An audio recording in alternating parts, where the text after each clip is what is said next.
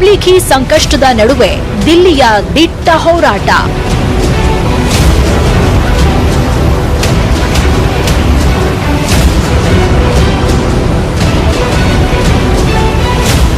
ದೆಹಲಿಯಲ್ಲಿ ಸ್ವಲ್ಪ ಯಾಮಾರಿದ್ರೂ ಬಹುದೊಡ್ಡ ಸಮಸ್ಯೆ ಎದುರಾಗ್ತಾ ಇತ್ತು. ಪ್ರಕರಣ ದೊಡ್ಡ ಮಟ್ಟದಲ್ಲಿ ಸದ್ದು ಮಾಡ್ತಿದ್ದಂತೆ ದೆಹಲಿಯನ್ನ ಇಡೀ ದೇಶವೇ ಅನುಮಾನದಿಂದ ನೋಡ್ತಿತ್ತು. ರಾಷ್ಟ್ರ ರಾಜಧಾನಿ ಅದೆಷ್ಟರ ಮಟ್ಟಿಗೆ ಸೇಫ್ ಅನ್ನೋ ಪ್ರಶ್ನೆಗಳು ಜನಸಾಮಾನ್ಯರ ಮನದಲ್ಲಿ ಎದ್ದಿದ್ವು.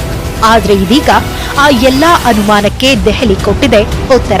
ಇದೀಗ ದೇಶದ 2ನೇ ಅತಿ ಹೆಚ್ಚು ಕೊರೋನಾ ಸೋಂಕಿರೋ ರಾಜ್ಯ ದೆಹಲಿ ಅಂತ ಗುರುತಿಸಿಕೊಂಡಿರಬಹುದು. ಹೊಸ ಸೋಂಕಿತರು ಪತ್ತೆಯಾಗ್ತಿರಬಹುದು. ಆದ್ರೆ ಸಮುದಾಯ ಹಂತಕ್ಕೆ ಕೊರೋನಾ ಹೋಗಿಲ್ಲ. ಅದಕ್ಕೆ ಕಾರಣ ಕೇಜ್ರಿವಾಲ್ ತಂದ ಹೊಸ ಸೂತ್ರ, 5T ಅಸ್ತ್ರ ಮತ್ತು 6 ಸುತ್ತಿನ ಕೊರೋನಾ ದಿಗ್ಬಂಧನ.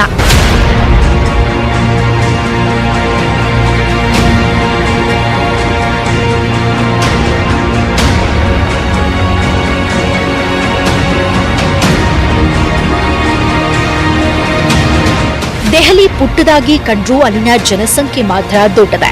ಸುಮಾರು 3,03,00,000 ಜನ ದೆಹಲಿಯಲ್ಲಿ ವಾಸ ಮಾಡ್ತಾರೆ. ನಮ್ಮ ಬೆಂಗಳೂರಲ್ಲಿ ಇರೋದು ಸುಮಾರು 1,23,00,000 ಜನ. ಮುಂಬೈನಲ್ಲಿರೋದು 2,05,00,000 ಜನರು. ಆದ್ರೆ ಇವೆಲ್ಲಕ್ಕಿಂತ ಹೆಚ್ಚಾಗಿ ದೆಹಲಿಯಲ್ಲಿ ಜನಸಂಖ್ಯೆ ಇದೆ. ಹೇಳಿ ಕೇಳಿ ರಾಷ್ಟ್ರ ರಾಜಧಾನಿ ಬೇರೆ. ಹಾಗಿರುವಾಗ ಯಾವುದೇ ಪರಿಸ್ಥಿತಿ ಬಂದ್ರೂ ಅಲ್ಲಿ ಜನನಿಯಂತ್ರಣ ಮಾಡೋದು ಹರಸಾಹಸ. ಅದರಲ್ಲೂ ಸಾಂಕ್ರಾಮಿಕ ರೋಗ ಕಾಡಿದಾಗ ಹತೋಟಿಗೆ ತರೋದು ಮತ್ತಷ್ಟು ಕಷ್ಟ. ಆದರೆ ಸಾಕಷ್ಟು ಸವಾಲುಗಳ ನಡುವೆಯೂ ದೆಹಲಿ ಸಮುದಾಯ ಹಂತಕ್ಕೆ ಕೊರೋನಾ ಹರಡೋದನ್ನ ತಡೆಗಟ್ಟೋಕೆ ಶಕ್ತಿ ಮೀರಿ ಪ್ರಯತ್ನಿಸ್ತಾ ಇದೆ. ಕೊರೋನಾ ಸೋಂಕಿತರ ಸಂಖ್ಯೆ 30,000ಕ್ಕೆ ಏರಿದ್ರೂ ಚಿಂತೆ ಇಲ್ಲದೆ ಚಿಕಿತ್ಸೆ ಕೊಡೋಕೆ ಸರ್ವಸನ್ನದ್ಧವಾಗಿರೋ ದಿಲ್ಲಿಯ ಆ ಕೊರೋನಾ ಹೋರಾಟದ ಯಶೋಗಾಥೆಯನ್ನ ನಿಮ್ಮ ಮುಂದಿಡ್ತಾ ಇದ್ದೀವಿ ನೋಡಿ.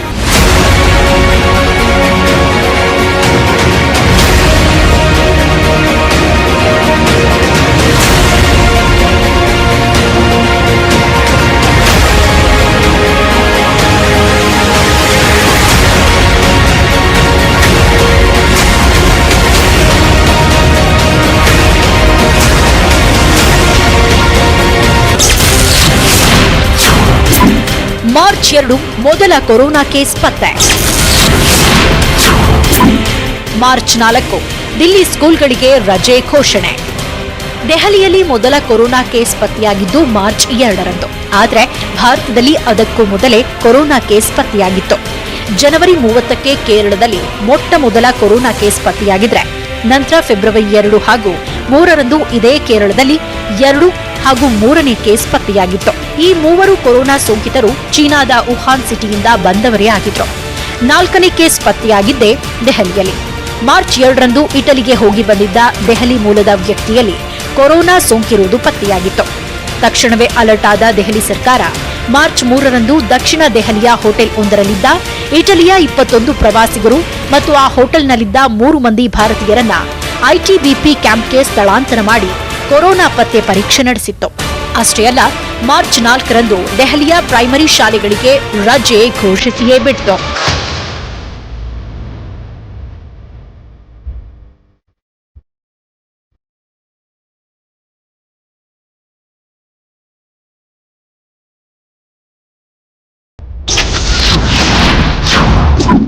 ದೇಶ ಲಾಕ್ಡೌನ್ಗಿಂತಲೂ ಮೊದಲೇ ದಿಲ್ಲಿ ಲಾಕ್ಡೌನ್. ಹೋಟೆಲ್, ಫ್ಯಾಕ್ಟರಿ ಎಲ್ಲ ಮಾಡಿದ್ರು ಬಂದ್. ದೇಶದ ನಾನಾ ಭಾಗದಲ್ಲಿ ವಿದೇಶದಿಂದ ಬಂದವರಲ್ಲಿ ಸೋಂಕಿರೋದು ಪತ್ತೆಯಾಗ್ತಾ ಇದ್ರು ದೆಹಲಿಯಲ್ಲಿ ಮಾತ್ರ ಯಾವುದೇ ಗಡಿಬಿಡಿ ಇರಲಿಲ್ಲ. ಕೇಜ್ರಿವಾಲ್ ಸರ್ಕಾರ ವಿದೇಶಿ ಪ್ರವಾಸಿಗರನ್ನ ಮುನ್ನೆಚ್ಚರಿಕೆ ಕ್ರಮವಾಗಿ ಕ್ಯಾಂಪ್ನಲ್ಲಿ ಇರಿಸಿದ ಪರಿಣಾಮ ಒಬ್ಬರಿಂದ ಒಬ್ಬರಿಗೆ ಸೋಂಕು ಹರಡುವುದು ತಪ್ಪಿತ್ತು. ಹೀಗೆ ಕ್ವಾರಂಟೈನ್ನಲ್ಲಿ ಇಟ್ಟಿದ್ದವರಲ್ಲಿ ಇಬ್ಬರಿಗೆ ಕೊರೋನಾ ಸೋಂಕಿರುವುದು ಮಾರ್ಚ್ 17ರಂದು ದೃಢಪಟ್ಟಿತ್ತು. ಇದಾದ ಬಳಿಕ ಎಚ್ಚೆತ್ತುಕೊಂಡ ಕೇಜ್ರಿವಾಲ್ ಮಾರ್ಚ್ 19ರಂದು ಮಹತ್ವದ ಘೋಷಣೆ ಹೊರಡಿಸಿದ್ರು. ಕೊರೋನಾ ಸೋಂಕಿತರ ಸಂಖ್ಯೆ ಹೆಚ್ಚಾಗ್ತಾ ಇರೋ ಹಿನ್ನೆಲೆಯಲ್ಲಿ ದೆಹಲಿಯ ಎಲ್ಲಾ ಹೋಟೆಲ್ಗಳು ಮಾರ್ಚ್ 31ರವರೆಗೆ ತೆರೆಯುವಂತಿಲ್ಲ ಅಂತ ಆದೇಶ ಹೊರಡಿಸಿದ್ರು. ಹೋಟೆಲ್ಗಳಲ್ಲಿ ಕೂತು ಊಟ ತಿಂಡಿ ಮಾಡುವಂತಿಲ್ಲ, ಬೇಕಾದ್ರೆ ಪಾರ್ಸಲ್ ತೆಗೆದುಕೊಂಡು ಹೋಗಬಹುದು ಮತ್ತು 20ಕ್ಕಿಂತ ಹೆಚ್ಚು ಮಂದಿ ದೆಹಲಿಯಲ್ಲಿ ಗುಂಪು ಸೇರುವಂತಿಲ್ಲ ಅಂತ ಆದೇಶ ಹೊರಡಿಸಿದ್ರು.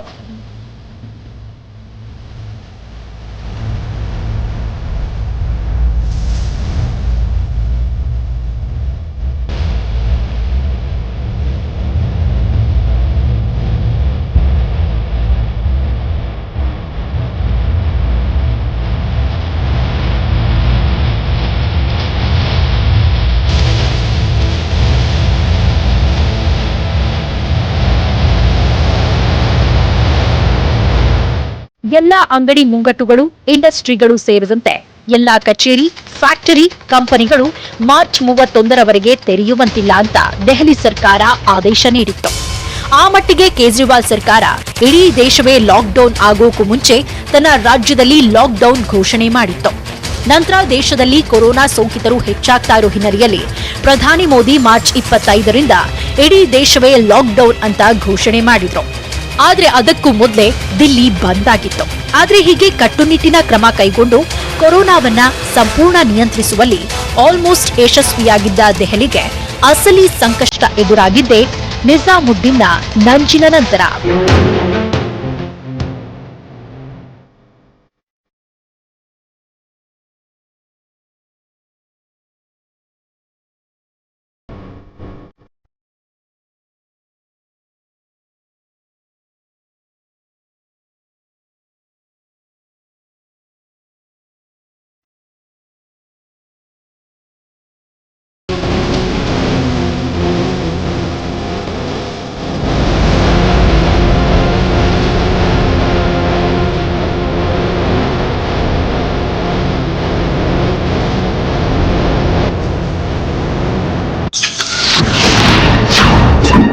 ನಿಜಾಮುದ್ದೀನ್ನಿಂದ ಎದುರಾಯಿತು ದಿಲ್ಲಿಗೆ ಸವಾಲು.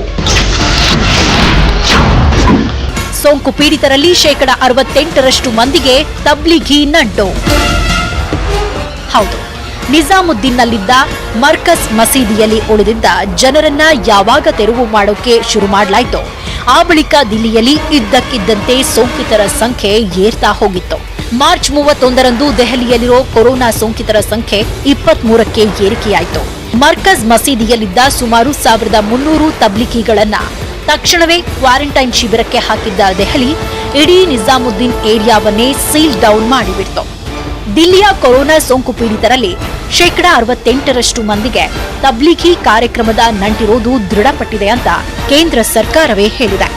ಮರ್ಕಜ್ ಮಸೀದಿಯಲ್ಲಿದ್ದವರಲ್ಲಿ ಬಹುತೇಕರಿಗೆ ಕೊರೋನಾ ಸೋಂಕು ಹರಡಿದ್ರು ಆ ಮಸೀದಿ ಇರೋ ನಿಜಾಮುದ್ದೀನ್ ಮಾತ್ರ ಸೇಫ್ ಆಗಿದೆ. ನಿಜಾಮುದ್ದೀನ್ನಲ್ಲಿ ಸುಮಾರು 2800 ಕುಟುಂಬಗಳಿವೆ. ಆದರೆ ಅಲ್ಲಿ ವಾಸಿಸೋ ಒಬ್ಬ ಭಿಕ್ಷುಕ ಮತ್ತು ಒಂದು ಕುಟುಂಬಕ್ಕೆ ಸೋಂಕು ತಗುಲಿದ್ದು ಬಿಟ್ರೆ ಉಳಿದವರೆಲ್ಲರಿಗೂ ಕೊರೋನಾ ಹರಡೋದು ತಪ್ಪಿಸುವಲ್ಲಿ ಅಧಿಕಾರಿಗಳು ಯಶಸ್ವಿಯಾಗಿರೋದು ನಿಜಕ್ಕೂ ಅಚ್ಚರಿ.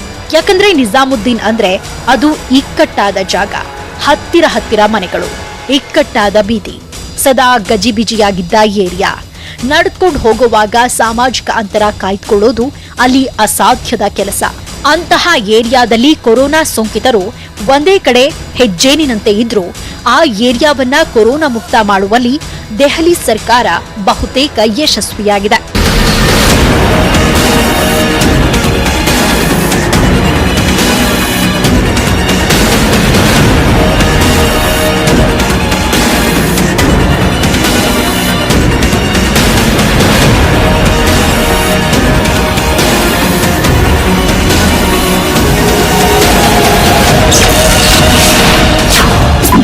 ಕಾರ್ಮಿಕರ ಸಂಕಷ್ಟಕ್ಕೂ ಸ್ಪಂದಿಸಿದ ದಿಲ್ಲಿ ಸರ್ಕಾರ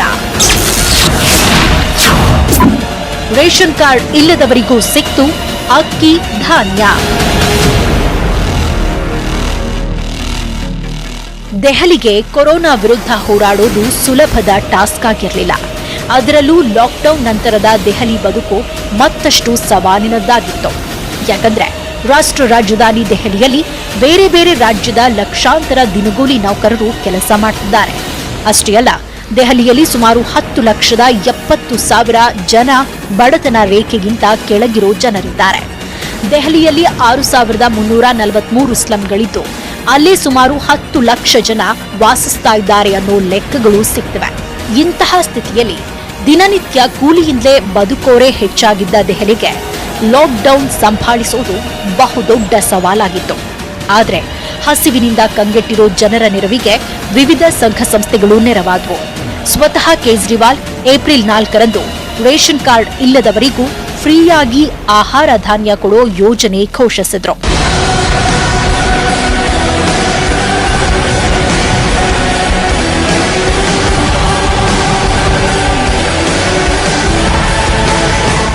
ಏಪ್ರಿಲ್ 5ರಂದು ಸಿಕ್ಕ ಲೆಕ್ಕದ ಪ್ರಕಾರ ದೆಹಲಿಯಲ್ಲಿರೋ 71 ಲಕ್ಷ ರೇಷನ್ ಕಾರ್ಡ್ದಾರರಲ್ಲಿ 60% ಮಂದಿ ರೇಷನ್ ಪಡೆದಿದ್ದ ಮಾಹಿತಿ ಸಿಕ್ಕಿದೆ. ಇನ್ನು ಲಾಕ್ಡೌನ್ ಅವಧಿಯಲ್ಲಿ ಸುಮಾರು 60,000 ಮಂದಿ ಕೇಜ್ರಿವಾಲ್ ಘೋಷಿಸಿದ ಹೊಸ ಯೋಜನೆಯ ಕೂಪನ್ಗೆ ಅರ್ಜಿ ಸಲ್ಲಿಸಿದ್ರು. ರೇಷನ್ ಕಾರ್ಡ್ ರಹಿತರಿಗೆ 5 ಕೆಜಿ ಗೋಧಿ, ಅಕ್ಕಿ, ಸಕ್ಕರೆ ಕೊಡೋ ಯೋಜನೆ ಇದಾಗಿತ್ತು. ಆದರೆ ಕೆಲ ಕಡೆ ಈ ವ್ಯವಸ್ಥೆ ಸರಿಯಾಗಿಲ್ಲ ಅಂತ ಆರೋಪಗಳು ಕೇಳಿಬಂದವು.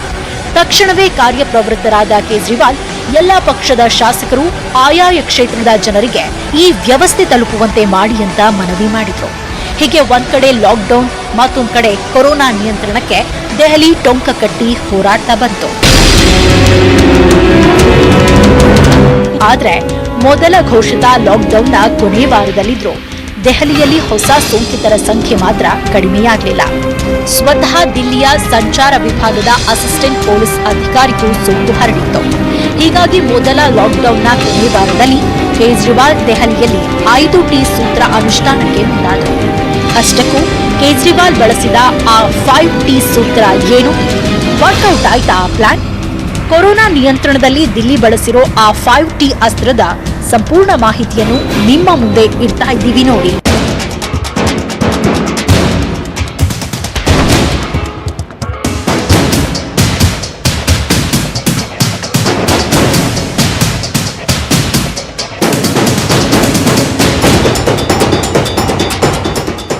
ಟಿ ಅಂದ್ರೆ testing, tracing, treatment, team work, tracking ಅಂತ ಅರ್ಥ. ಅಂದ್ರೆ ಅತಿ ಹೆಚ್ಚು ಕೊರೋನಾ ಪರೀಕ್ಷೆ ಮಾಡೋದು, ರೋಗ ಪತ್ತೆ ಹಚ್ಚೋದು, ಚಿಕಿತ್ಸೆ ತ್ವರಿತವಾಗಿ ನೀಡೋದು, ತಂಡವಾಗಿ ಒಗ್ಗಟ್ಟಿನಿಂದ ಕೆಲಸ ಮಾಡೋದು, ಸಂಪೂರ್ಣ ನಿಗಾ ವಹಿಸಿ ದಿಲ್ಲಿಯಲ್ಲಿ ಕೊರೋನಾ ಹರಡೋದನ್ನ ತಡೆಗಟ್ಟೋದು ಈ 5T ಅಸ್ತ್ರದ ಅಸಲಿಯತ್ತು. ಹೀಗೆ 5T ಅಸ್ತ್ರದೊಂದಿಗೆ ಕೊರೋನಾ ವಿರುದ್ಧ ಸಮರಕ್ಕಿಳಿದ ದೆಹಲಿಯಲ್ಲಿ ಏಪ್ರಿಲ್ 14ರಂದು 57 ಹಾಟ್ಸ್ಪಾಟ್ಗಳನ್ನ ಗುರುತಿಸಲಾಯಿತು. ಬರೀ ಹಾಟ್ಸ್ಪಾಟ್ ಗುರುತಿಸಿ ಸುಮ್ಮನಾಗ್ಲಿಲ್ಲ ದೆಹಲಿ ಸರ್ಕಾರ. ಹಾಟ್ಸ್ಪಾಟ್ಗಳನ್ನ ಸೀಲ್ ಡೌನ್ ಮಾಡಿಬಿಟ್ಟು ಕಟ್ಟುನಿಟ್ಟಿನ ಕ್ರಮ ಕೈಗೊಂಡು ಜನ ಮನೆಯಿಂದ ಹೊರಬಾರದಂತೆ ನಿಯಂತ್ರಿಸಿತ್ತು. ಅಷ್ಟೇ ಅಲ್ಲ, 5T ಅಸ್ತ್ರ ಮಾಡಿದ್ದ ದೆಹಲಿ ಸರ್ಕಾರ ಹೊಸದಾಗಿ ಒಂದು ಶೀಲ್ಡ್ ಅಂದ್ರೆ ಇಂಗ್ಲಿಷ್ನಲ್ಲಿ SHIELD ಅನ್ನೋ ಪ್ಲಾನ್ ಜಾರಿಗೆ ತಂತು. ಇದು ಕೊರೋನಾಗೆ 6 ಲೇಯರ್ನಲ್ಲಿ ಹಾಕೋ ಮಹಾ ದಿಗ್ಬಂಧನ.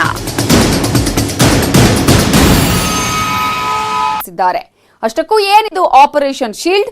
ಹೇಗಿರುತ್ತೆ 6 ಲೇಯರ್ನ ದಿಗ್ಬಂಧನ? ಆ ಸ್ಟೋರಿ ನಿಮ್ಮ ಮುಂದೆ. ಕೊರೋನಾಗೆ ದಿಲ್ಲಿಯಲ್ಲಿ ಆಪರೇಷನ್ ಶೀಲ್ಡ್. ಕೇಜ್ರಿವಾಲ್ ಸೂತ್ರಕ್ಕೆ ಬಗ್ಗಿದ್ ಹೇಗೆ ಕೊರೋನಾ? 5T ಸೂತ್ರವನ್ನ ಅನುಷ್ಠಾನಕ್ಕೆ ತಂದ ಕೇಜ್ರಿವಾಲ್ ನಂತರ ದಿಲ್ಲಿಯಲ್ಲಿ ಆಪರೇಷನ್ ಶೀಲ್ಡ್ ಅನ್ನು ಹೊಸ ಸಮರ ಆರಂಭಿಸಿದ್ರು. ಹೊಸ ಸೂತ್ರ, ಹೊಸ ಅಸ್ತ್ರದ ಮೂಲಕ ಕೊರೋನಾ ವಿರುದ್ಧ ಹೋರಾಡಿದ ದೆಹಲಿ ಸರ್ಕಾರದ ಯೋಜನೆ ಎರಡೂ ಕೂಡ ಫಲಕಾರಿಯಾಗ್ತಾ ಇರುವುದು ಗಮನಾರ್ಹ. ಹೌದು, ದಿಲ್ಲಿಯಲ್ಲಿ ತಬ್ಲಿಗಿ ನಂಟಿನ ಬಳಿಕ ಹೆಚ್ಚಾದ ಕೊರೋನಾ ನಿಯಂತ್ರಣಕ್ಕೆ ಹೊಸದಾಗಿ ಆಪರೇಷನ್ ಶೀಲ್ಡ್ ಅನ್ನೋ ಅಸ್ತ್ರವನ್ನ ಕೇಜ್ರಿವಾಲ್ ಪ್ರಯೋಗಿಸಿ ಸಮುದಾಯ ಹಂತಕ್ಕೆ ಕೊರೋನಾ ಹರಡುವಿಕೆಯನ್ನ ತಡೆಯುವಲ್ಲಿ ಯಶಸ್ವಿಯಾಗ್ತಿದ್ದಾರೆ. ಹಾಗಿದ್ರೆ ಏನಿದು ಆಪರೇಷನ್ ಶೀಲ್ಡ್ ಅಂದ್ರ? ಒಂದೊಂದು ಅಕ್ಷರಕ್ಕೂ ಒಂದೊಂದು ಅರ್ಥವಿರೋ ಆ 6 ಸುತ್ತಿನ ಮಹಾ ದಿಗ್ಬಂಧನದ ಕಂಪ್ಲೀಟ್ ಮಾಹಿತಿಯನ್ನ ನಿಮ್ಮ ಮುಂದಿಡ್ತಾ ಇದ್ದೀವಿ ನೋಡಿ.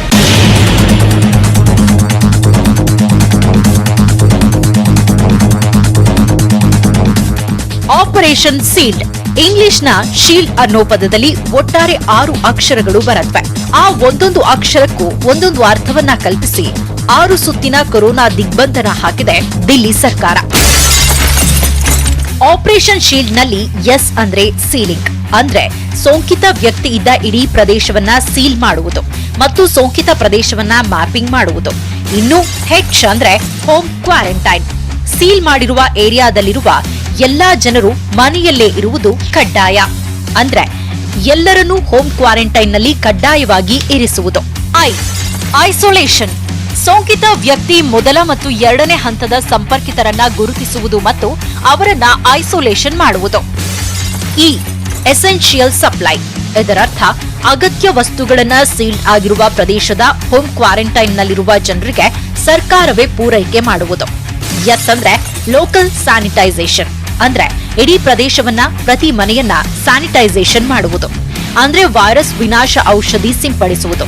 ಬಿ ಅಂದ್ರೆ door to door health check, ಅಂದ್ರೆ ಸೀಲ್ ಆಗಿರುವ ಪ್ರದೇಶದ ಒಬ್ಬ ವ್ಯಕ್ತಿಯನ್ನೂ ಬಿಡದೆ ಮನೆ ಮನೆಗೆ ಹೋಗಿ ಎಲ್ಲರನ್ನೂ ಆರೋಗ್ಯ ತಪಾಸಣೆಗೆ ಒಳಪಡಿಸುವುದು.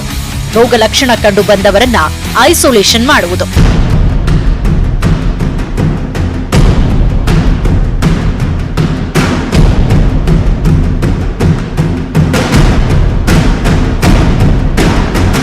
ಎಸ್, ಇದು ನೋಡಿ ಕೇಜ್ರಿವಾಲ್ ಸರ್ಕಾರ ಪ್ರಯೋಗಿಸಿದ ಆಪರೇಷನ್ ಶೀಲ್ಡ್ನ ಅಸಲಿ ಸೂತ್ರ.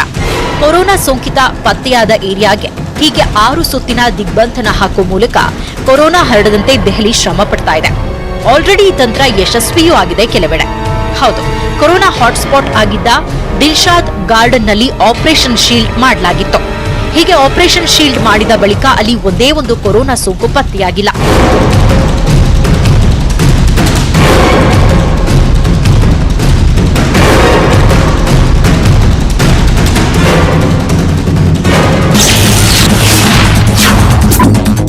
ಮಂಡಿಯಲ್ಲಿ ಕೇಜ್ರಿವಾಲ್ ನಂಬರ್ ಸೂತ್ರ. ತರಕಾರಿಗೊಂದು ಟೈಮ್, ಹಣ್ಣಿಗೊಂದು ಟೈಮ್.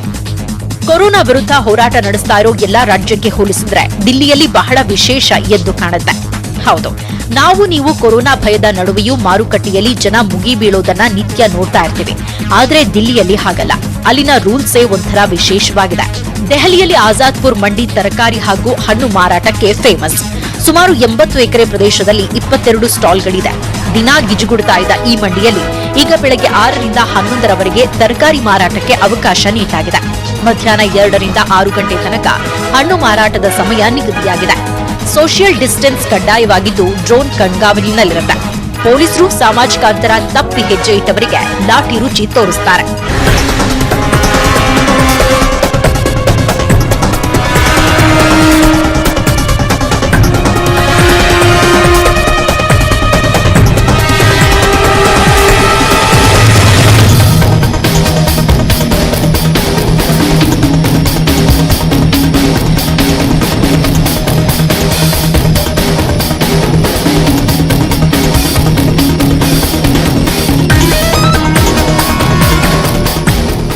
ಇನ್ನು ಆಜಾದ್ಪುರ್ ಮಂಡಿಯಲ್ಲಿ ಜನಜಂಗುಳಿಯಾಗುವುದನ್ನು ತಡೆಯುವುದಕ್ಕೆ ನಂಬರ್ ಸೂತ್ರ ಅನುಸರಿಸಿದ್ದಾರೆ ಕೇಜ್ರಿವಾಲ್.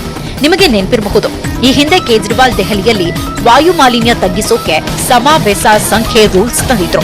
ಸ್ವಲ್ಪ ಮಟ್ಟಿಗೆ ಈ ತಂತ್ರ ವರ್ಕೌಟ್ ಆಗಿತ್ತು. ಅದೇ ತರ ಈಗ ಆಜಾದ್ಪುರ ಮಂಡಿಯಲ್ಲಿ 22 ಸ್ಟಾಲ್ಗಳಲ್ಲಿ ಸಮ ಬೆಸ ಸಂಖ್ಯೆ ರೂಲ್ಸ್ ತರಲಾಗಿದೆ. ಒಂದಿನ 22 ಸ್ಟಾಲ್ಗಳಲ್ಲಿ ಸಮಸಂಖ್ಯೆಯ ಯಾದಿಯಲ್ಲಿ ಬರೋ ಸ್ಟಾಲ್ ಓಪನ್ ಇದ್ರೆ ಅದರ ಮರುದಿನ ಬೆಸ ಸಂಖ್ಯೆಯ ಸ್ಟಾಲ್ ಓಪನ್ ಇರುತ್ತೆ. ಈ ರೂಲ್ಸ್ ದೆಹಲಿಯ ಹೋಲ್ಸೇಲ್ ಮಾರ್ಕೆಟ್ಗೂ ಅನ್ವಯವಾಗಿದೆ. ಎಲ್ಲಾ ಮಂಡಿಯಲ್ಲೂ ಡ್ರೋನ್ ಕಣ್ಗಾವಲಿಡೋ ಕಾರಣ ಜನ ಸೋಷಿಯಲ್ ಡಿಸ್ಟೆನ್ಸ್ ಕಾಪಾಡಿಕೊಳ್ಬೇಕಾಗಿದೆ. ಹೀಗೆ ದೆಹಲಿ ಕೊರೋನಾ ವಿರುದ್ಧ ಸಮರೋಪಾದಿಯಲ್ಲಿ ಸಮರ ಸಾರಿದೆ. ಹಾಗೊಂದ್ ವೇಳೆ ಇಷ್ಟೆಲ್ಲ ಹೋರಾಟದ ನಡುವೆಯೂ ಕೊರೋನಾ ಸೋಂಕಿತರು ಹೆಚ್ಚಾದ್ರೆ ಆ ಪರಿಸ್ಥಿತಿ ಎದುರಿಸೋಕು ಕೇಜ್ರಿವಾಲ್ ಟೀಮ್ ರೆಡಿಯಾಗಿದೆ. ಕೊರೋನಾ ವಿರುದ್ಧ ಹೀಗೆ ಹೋರಾಡ್ತಾ ಇರೋ ದೆಹಲಿಗೆ ಮತ್ತೊಂದು ಕಾನ್ಫಿಡೆಂಟ್ ಇದೆ. ಸೋಂಕಿತರು ಹೆಚ್ಚಾದ್ರೂ ಡೆಲ್ಲಿ ಡಿ ಬಾಸ್ ಅಂದ್ರೆ ಕೇಜ್ರಿವಾಲ್ ಅದನ್ನ ಎದುರಿಸೋಕೆ ಸರ್ವ ಸನ್ನದ್ಧರಾಗಿದ್ದಾರಂತೆ. ಹಾಗಾದ್ರೆ ಹೇಗಿದೆ ರಾಜಧಾನಿಯಲ್ಲಿ ವ್ಯವಸ್ಥೆ? ಆ ಮಾಹಿತಿಯನ್ನು ನಿಮ್ಮ ಮುಂದಿಡ್ತೀವಿ ಬ್ರೇಕ್ನ ನಂತರ.